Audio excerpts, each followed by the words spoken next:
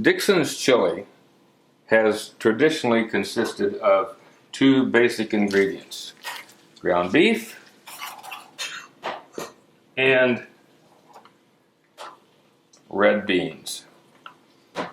If you find yourself in Independence and you drive by a Dixon's chili parlor, I would highly recommend stopping in and giving it a try. You can order it a couple of different ways. First of all, there are two sizes, either regular or small. I highly recommend the regular because the small is just a little bit too small if you have a bit of an appetite. You can order it plain, which means all that will come on the plate is the ground beef and the red beans on top. You can order it greasy, which means ground beef, red beans, and a little bit of the meat juice. You can order it soupy, which means ground beef, red beans, and a little bit of the red bean juice. Or you can order it greasy and soupy. Also, you have an option of ketchup, which I highly recommend putting ketchup on it. And if you're a person who likes diced onions, you can also order those. So either way, you're in for a big treat. So if you're in Independence and you see a Dixon's Chili Parlor, by all means stop and give it a try. You'll be glad you did.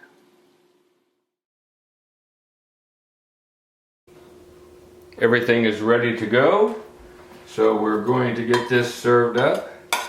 First of all, we start out with a little bit of ground beef, and I am a carnivore, so I like quite a bit of it.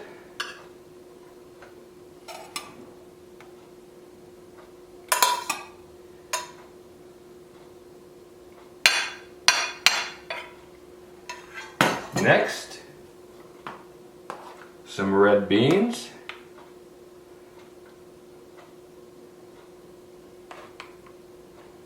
And I forgot to mention, but Dixon's chili always comes with a sufficient quantity of fresh, crispy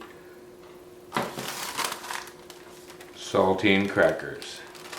Okay, the only thing you need to do to this is add a little bit of ketchup and you're ready to go. So,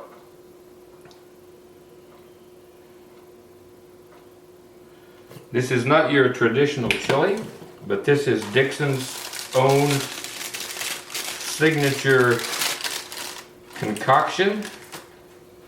And I'm going to take a little bite here and just see how delicious it is. I ate a lot of this when I was growing up in Independence, so I kind of have a great appreciation for it.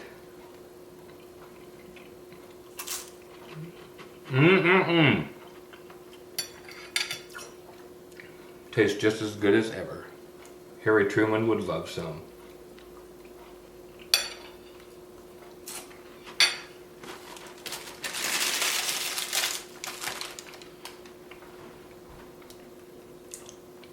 I'm going to eat this now, so you guys can go and do whatever you want to. But until I speak with you again, and even after that, you stay focused. Hey YouTube guys and YouTube gals, it's me, your old buddy Magnum from Guns and Cars, with 2 Z's if you please. Now, I know some of you are from Kansas City, and those of you who are, I'm sure, are intimately familiar with Dixon's chili. Now, if you're not from Kansas City, don't worry, that's okay. I'm going to tell you all about it, and we're even going to make some, so stick around.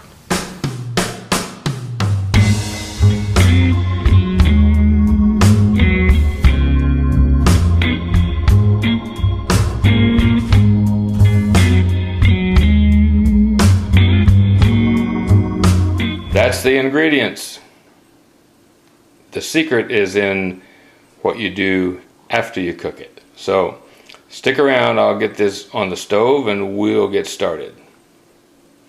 Okay, we've got the ground beef. Actually, this is ground chuck. It's 90-20. And You can use whatever you like. I use the 90-20 as opposed to the 93-7 because we need a little bit of juice when we get through. While we're cooking this, I'll give you a little history on Dixon's chili. It started out back in 1919. Vern Dixon opened his first chili parlor at 15th and Olive. Prior to that, he was selling his chili out of a cart in the downtown Kansas City area. And in 1919, he had enough money to open his first chili parlor, which he did. And then as the years passed, he opened a few more. There were 3 or 4 of them in the Independence area. And actually in 1952, the name of the chili parlor changed from Dixon's Chili to Dixon's Famous Chili. Because in 1952, President Harry Truman visited the Dixon's Chili Parlor and had chili, and Life magazine picked up the story and ran it in their publication, and from then on it became known as Dixon's Famous Chili. So, and Harry actually ate there many times after that because he really liked Dixon's chili. So, that's the story of that. I'll finish cooking this and I'll get back with you in a moment. Alrighty, we are ready. This whole process takes about less than 10 minutes. So, we have our ground beef cooked up. We have our red beans. And when you go to Dixon's, those of you who live in Kansas City know this, but when you go to Dixon's, you have a couple of options for size. You can get the regular or the small. I usually get the regular.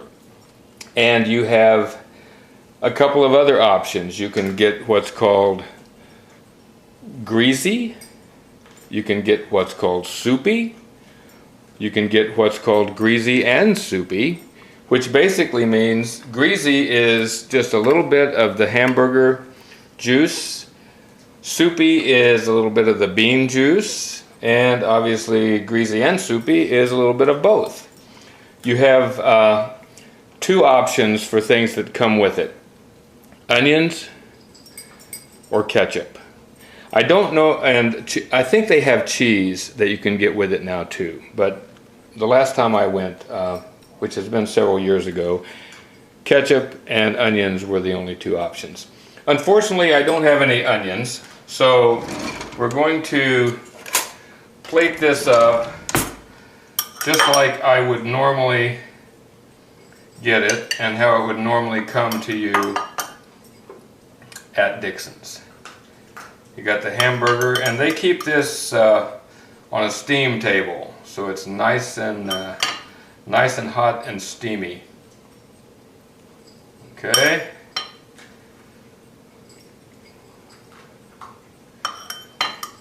What I'm going to serve up here is going to be the equivalent of probably a small. Okay.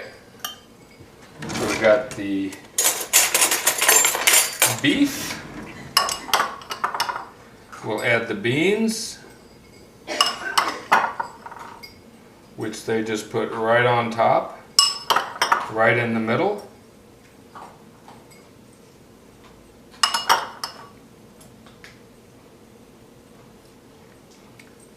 And we're going to add a little bit of the greasy,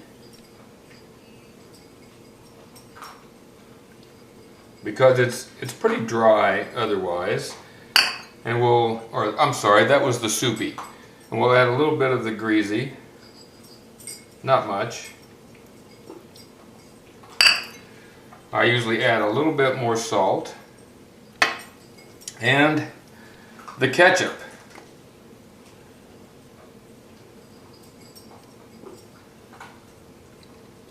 And that, my friends, is the perfect Dixon's chili. They always serve it with nice, fresh, crispy saltines. So, I'm going to enjoy this. I'll have to get my saltines out and I'll be ready to go. So until I speak with you again, and even after that, you stay safe.